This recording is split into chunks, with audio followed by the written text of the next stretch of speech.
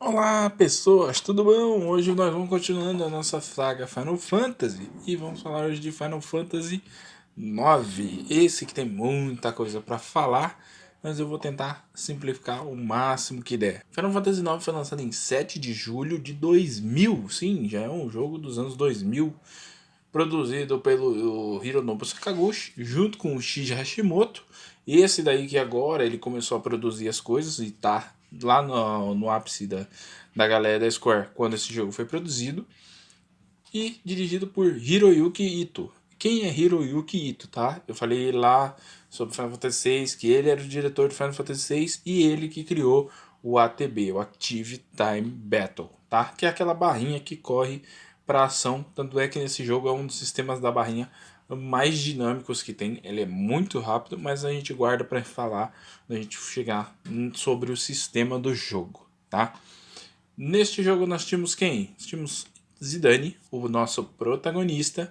Ele que é um ladrão e parece um leão, né? Tem um cabelão de juba, uma cauda, apesar de ele lembrar mais um macaco durante o jogo. Está com um plano de sequestrar a princesa Garnet, princesa de Alexandria, para pedir um resgate em troca e ganhar dinheiro com isso.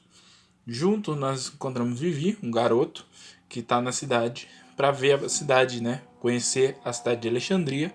E Steiner, que é o capitão da guarda real. E também a princesa Garnet, que é a princesa de Alexandria, tá? Para quem não reparou ainda, nós temos o Homem de Lato, o Espantalho, o Leão e a Dorothy. Sim, essa história é baseada no Mágico de Oz, porém, um diferencial, ele é o inverso. Dorothy está tentando ir para casa, Garnet está saindo de casa, fugindo de casa. O Leão procura coragem, e coragem é a virtude do Zidane principal. O Vivi, ele é o espantalho precisa de um cérebro, o Vivi é um mago, ou seja, ele é mais inteligente. E o Steiner, que seria o Homem de Lata, ele procuraria o coração, mas o coração é a coisa que ele mais tem, ele é mais amoroso de todos os personagens. O jogo tem várias referências a várias histórias infantis. Ele faz referência a Romeu e Julieta com a história da peça. Ele faz referência a Chapeuzinho Vermelho com a Garnet. Ele faz referência a João e Maria lá para frente com a Cidade dos Magos Negros e muitas outras histórias contidas ali dentro, né? Vamos focar um pouquinho na história principal, que as referências são tantas que se eu for ficar aqui dá quase uma hora de vídeo só nessas referências, tá? E como vocês já perceberam, né? A história se trata de Garnet fugindo de casa e o Zidane resolve ajudar ela porque ele não consegue ver um rabo de saia. Inclusive, Zidane é o primeiro personagem na história de Final Fantasy a não ser mais virgem no começo da história, tá? Não contamos Cécio aqui porque não fica explícito, né? E outros personagens da franquia eles têm, mas é depois. Você vê que depois da história acabar eles têm essa profundidade de relacionamento. Já o Zidane, ele é transão, né? Então ele pega todo mundo, inclusive fica subentendido que ele teve um caso com a Freya. Voltando. No meio da fuga, Vivi, Steiner, Garnet e Zidane acabam indo juntos todos. Steiner tem o objetivo de proteger a princesa e levar de volta para Alexandria. A princesa não quer. Vivi acaba se metendo no meio dessa confusão por acaso e acaba indo junto com eles para poder conseguir sair da floresta. Uma legal é que os Tântalos, que são a família do Zidane, todos eles não são irmãos, eles são todos adotivos, né? E o mais importante deles ali que a gente tem que falar é o Blank, que é esse personagem muito da hora que vocês estão vendo aí. E ele se sacrifica nessa fuga para poder. Ele se sacrifica e fica preso na floresta lá, petrificado. Depois disso, nós temos vários caminhos onde os personagens vão seguindo e eles vão até Limbo, vão vendo e eles descobrem que a rainha, a mãe da princesa, cujo qual não é sua mãe de verdade, prefere que ela esteja morta porque ela só quer o poder dela e esse é o poder dos Summons. Durante o decorrer da história nós vamos adicionar vários personagens nessa trupe e um grande diferencial desse Final Fantasy para muitos outros são os quests. Os quests são personagens que eles ficam temporariamente, têm habilidades pré-definidas e também status pré-definidos, mas não pode adicionar nada de novo nele, você não pode mexer, apesar que em Final Fantasy IX você pode controlá-los e escolher qual habilidade usar, não é automático, tá? Então nós temos, né, esses quests. O Blank, eu já falei aqui, nós teremos também o Marcos, que será adicionado. Durante as primeiras lutas, nós temos o Sina, que ele é só nessas primeiras lutas que nem contam, nem dão XP nem nada, né? Nós teremos também a Beatrix, que a Beatrix mais pra frente entrará para o nosso grupo também, né? E outros personagens que esses fazem parte da história e são personagens importantes. Começando pela Freya, que eu já falei aqui, né? Eu quando joguei a primeira vez achei que era um cavalo, mas ela é um rato, tá? Ela é do reino dos ratos e ela é a cavaleira mais poderosa do reino dos ratos. O Sr. Flirtei, que é o grande amor da vida dela, né? Partiu em uma jornada e nunca retornou porque ele foi lutar contra a Beatrix, guerreira mais forte de Alexandria, né? Quando ele volta, ele perdeu a memória, né? E a Freya acaba ajudando o Zidane e os outros, não só pela amizade que ela tem com o Zidane, mas também porque a sua terra natal, Cleira, é destruída, né? O reino dos ratos é destruído pelo ataque da rainha. Nós também temos o Flaming Amarante, que era um caçador de recompensas, que tinha uma rixa com o Zidane, porque o Zidane, antes disso, ele era uma pessoa boa, era uma pessoa sensata, né? E ele acabou preso porque o Zidane falou que ele era um ladrão. Por causa disso, ele quer se vingar do Zidane, né? E acaba entrando pro grupo depois que o Zidane derrota ele e promete a ele guiar a vida dele e dar um destino para a vida dele. Em meio a essas confusões, nós temos uma espécie muito rara, né, de aparecer em outros Final Fantasy, mas nesse aqui é muito comum, são os Quen. Os Quen são criaturas, né? Eles nem têm sexo definido. Se você reparar, todos os Quen aparecem, eles não são nem ele nem ela, né? Fica subentendido que a Kina, que é o personagem que nós estamos falando aqui, seja ela, porque tem uma quest que você pode fazer onde ela casa com o Vivi. A Quina, ela é um personagem que acaba indo com o Zidane, porque apesar de ela adorar comer sapos, ela quer comer vários sabores ao redor do mundo, e o mestre dela, Léo, o chefe que ensinou ela, fala que ela ainda não está pronta, que ela ainda precisa aprender mais sobre os sabores do mundo. E por último, a Eiko, que é uma menina que vive em Mandai Sari. Ela é uma jovenzinha, uma summoner também, como a Garnet. E no decorrer da história nós vamos descobrir sobre o passado dela, os parentes dela, e ela também tem uma afinidade com o Mog, né? Os Muggles estão de volta, né? Estão de volta. E ela tem um Muggle de estimação, que é o Mog, que ele tem uma bolinha laranja em vez de ter a bolinha rosinha que nem os demais. Muggles esses que são muito importantes na história. Eles têm um sistema de cartas que vai ajudar eles a entregar, né, que é chamado de Mognet.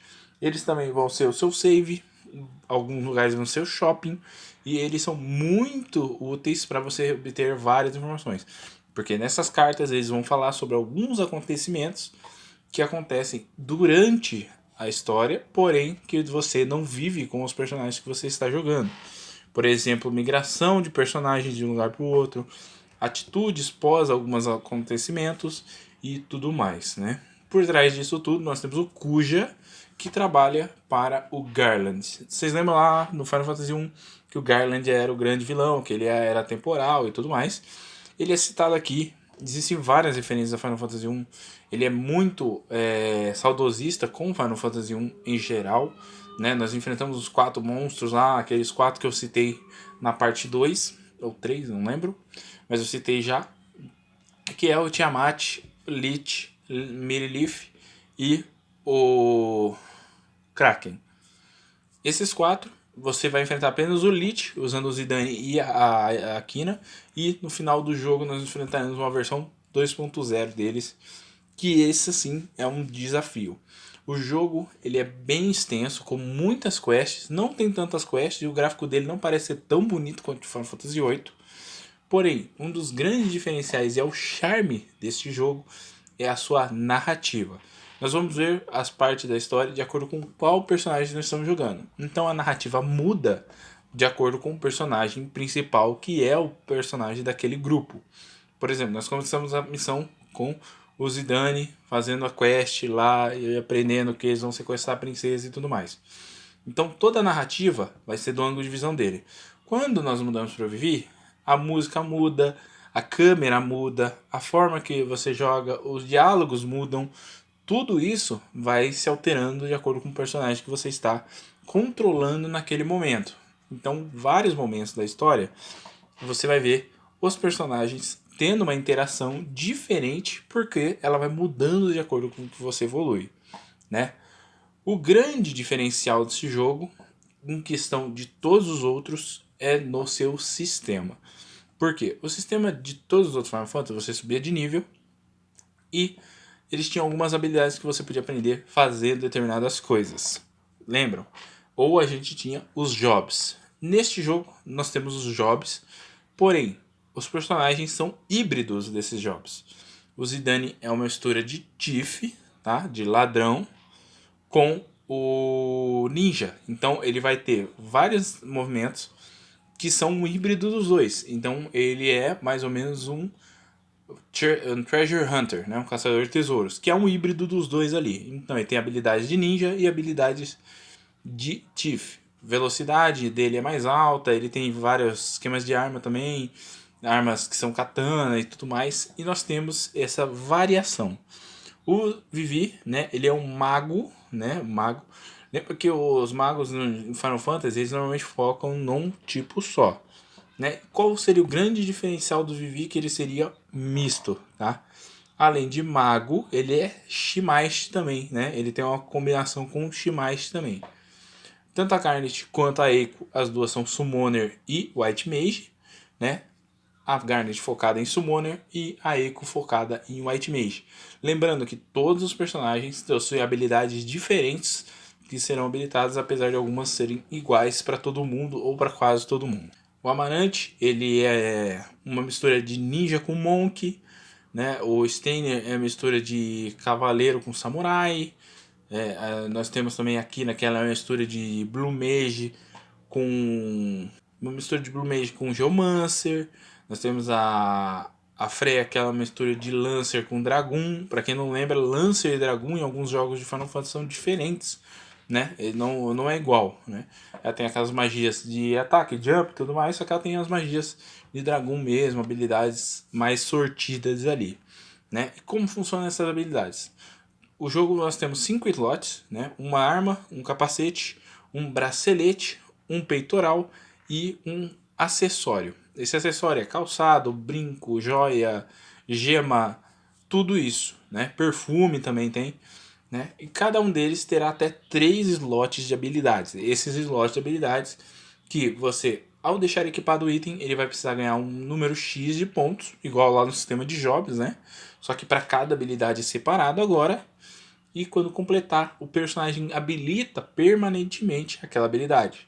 Cada personagem tem habilidades próprias, a maioria delas não são repetidas, né? Temos algumas repetidas como Auto Rest, Auto Life, Auto Float, né? Que são habilidades que são essenciais para algumas missões do jogo. Então, se todos os personagens não tiverem, é quase impossível de você conseguir fazer algumas lutas ou ganhar algumas lutas.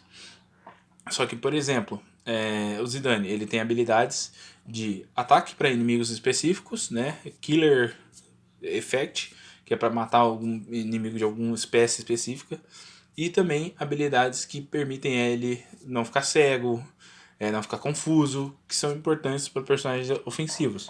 Só que, por exemplo, Silence, só magos vão ter.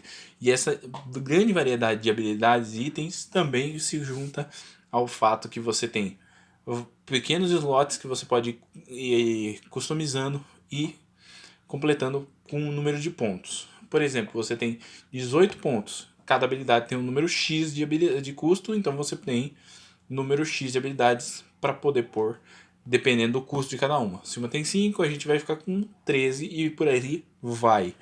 Além disso, as magias também funcionam desse jeito, então cada personagem tem sua própria linha de magias, inclusive os summons. A Garnet tem summons X e a Echo tem outros summons diferentes que não são idênticos a nenhuma das duas, ou seja, cada uma delas vai ter uma habilidade diferente, né? As magias também O Steiner, apesar dele ter algumas magias de cavaleiro, né, de samurai, ele também pode combinar suas habilidades com o Vivi. Esse conceito de combinar habilidades só foi reutilizado em Final Fantasy IV, né, o The After Years, onde alguns personagens tinham essas habilidades conjuntas. Foi muito bem melhorado e bem explorado em Final Fantasy XV, aquele sistema onde você carregava uma barra de aliados e você usava habilidades em conjunto, que é uma das coisas mais legais de Final Fantasy XV. Junto com isso também, o nosso sistema de evolução de personagem também havia mudado. O número determinado de níveis que você passava com um bônus.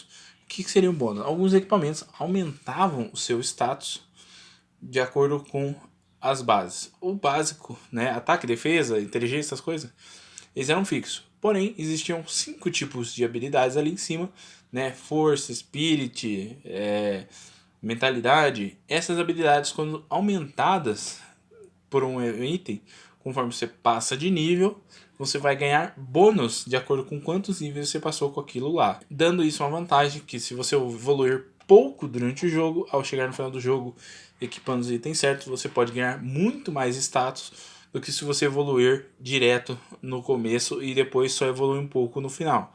Isso era um grande diferencial. Em gameplay, isso faz realmente diferença? Um pouco. Algumas lutas realmente ficam bem mais fáceis assim, né? Mas o mais importante mesmo é obter todas as habilidades. Dentre os chefes secretos do jogo, nós temos Hades, né? Temos a Legião of Legaia, que também é um exclusivo do PlayStation 1, que faz referência a Ozma, né? Nós temos várias armas e equipamentos de volta, inimigos de volta, com um design muito mais bonito, né? Um dos designs mais bonitos de toda a série, né? Junto com Final Fantasy VIII. E ele seguiu aquela ideia de uma trilha sonora mais concisa, mais contida, como era nos anteriores e não no 8. O 8 é o mais fora assim, do prumo em questão de qualidade de som e tudo mais, que foi muito bem investido, né? E agora vamos falar dos sumos. A Shiva estava de volta.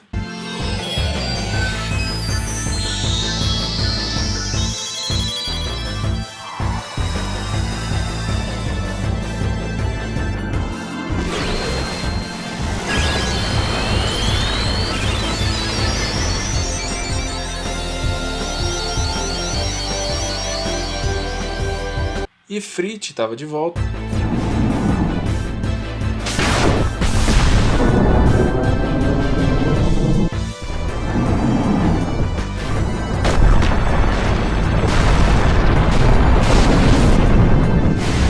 Ramuh estava de volta.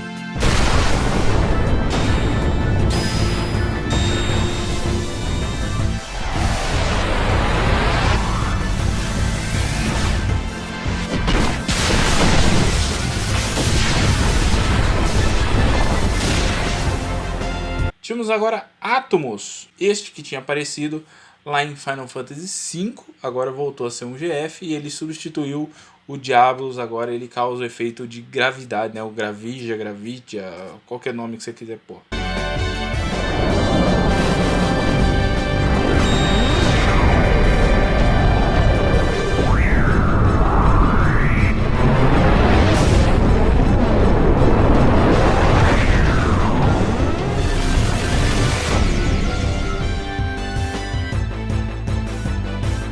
Odin estava de volta, aquele mesmo clima de sempre, duas habilidades diferentes, uma que mata na hora e uma que causa dano.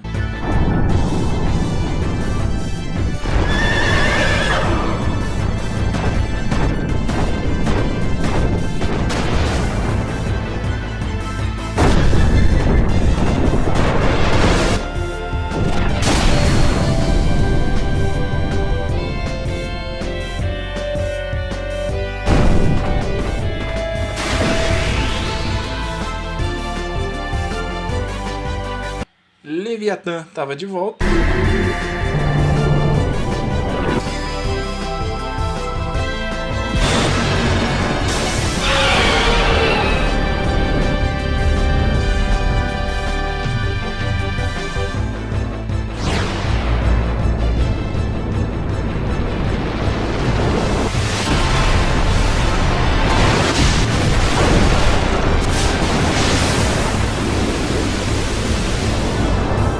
Bahamut estava de volta.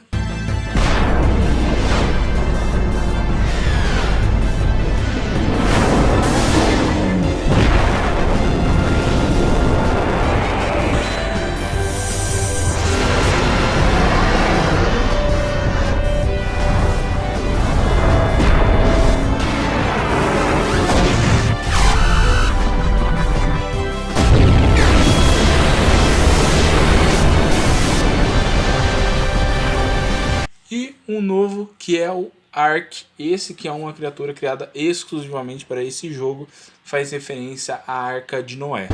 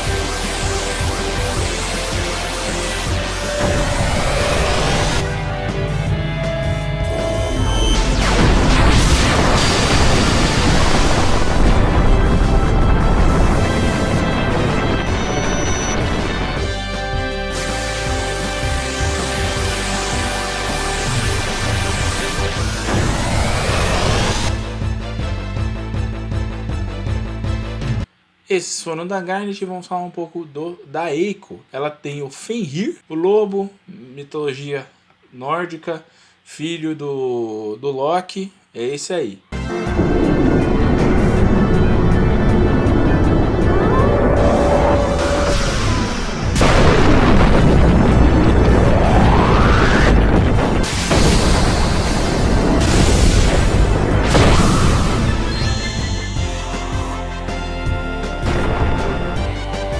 Fênix estava de volta.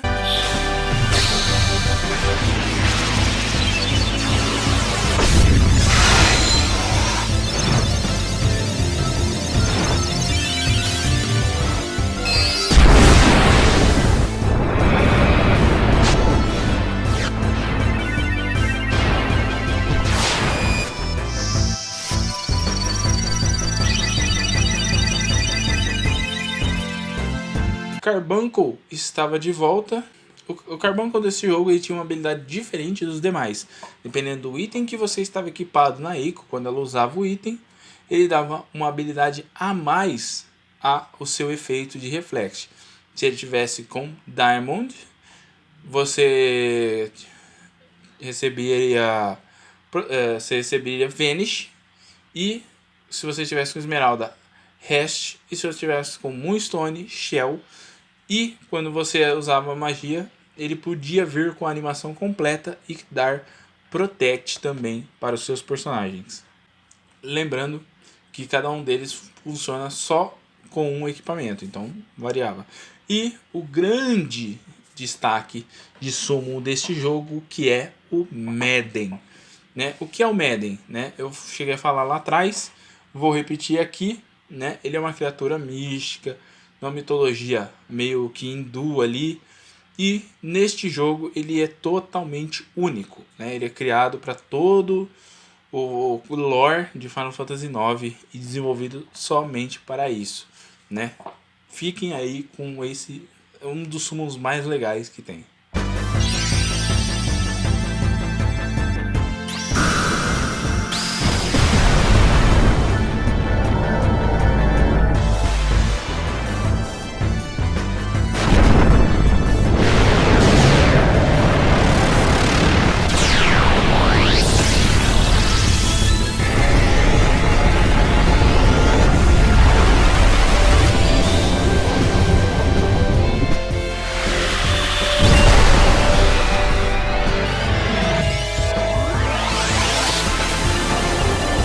Final Fantasy IX recebeu várias versões, assim, com praticamente todos os jogos da franquia, mas a mais evoluída, assim, por assim dizer, né, a melhor, é a última lançada para o PlayStation 4 e demais plataformas que ainda não tinham o jogo, tá?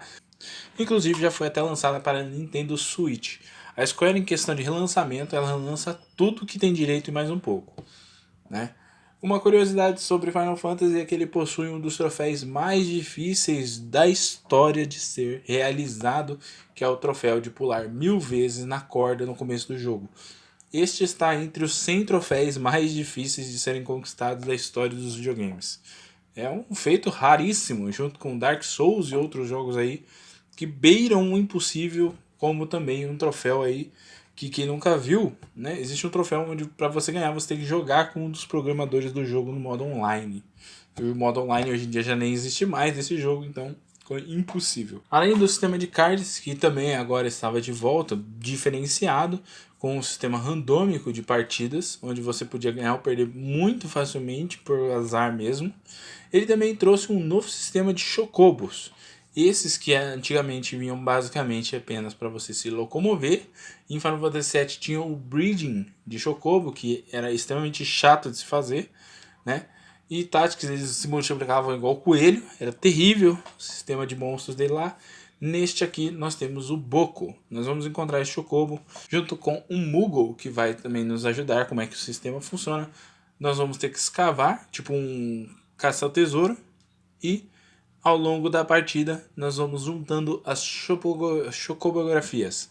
Para que elas servem? Conforme a gente for acumulando as chocobografias, nós vamos liberando novas habilidades para o Boko. O Boko vai liberar novas habilidades fantásticas, tá? Ele pode nadar, voar, ele pode mergulhar, ele pode ir até para o céu.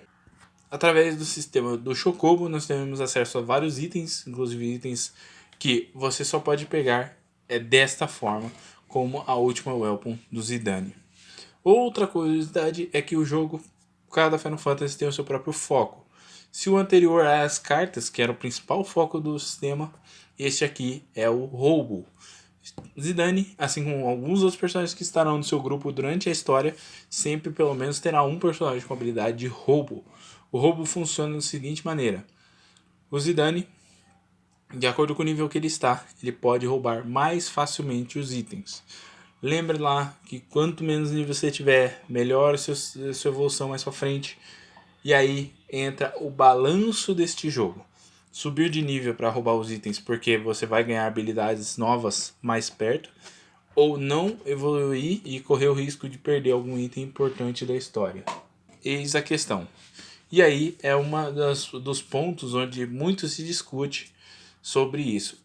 Porém, no decorrer da história nós podemos pegar itens e habilidades como Bandit e Chief Gloves, que aumenta a chance do Zidane roubar itens em determinadas lutas específicas que você não vai ganhar XP, ou seja, não tem problema usar o item que você achar melhor, você poderá ter esse acesso para poder pegar os itens sem perder nada.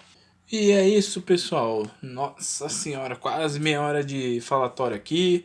E deve estar mais ainda na edição. Eu vou ficando por aqui. Semana que vem nós temos Final Fantasy X e X-2. Pode ser que atrase por causa do lançamento do Final Fantasy VII Remake. Tá? Vai ter live lá no canal secundário. Então, dia 10, pode dar uma olhada lá. Já estará bastante live lá. Falou, valeu, até mais. Oi.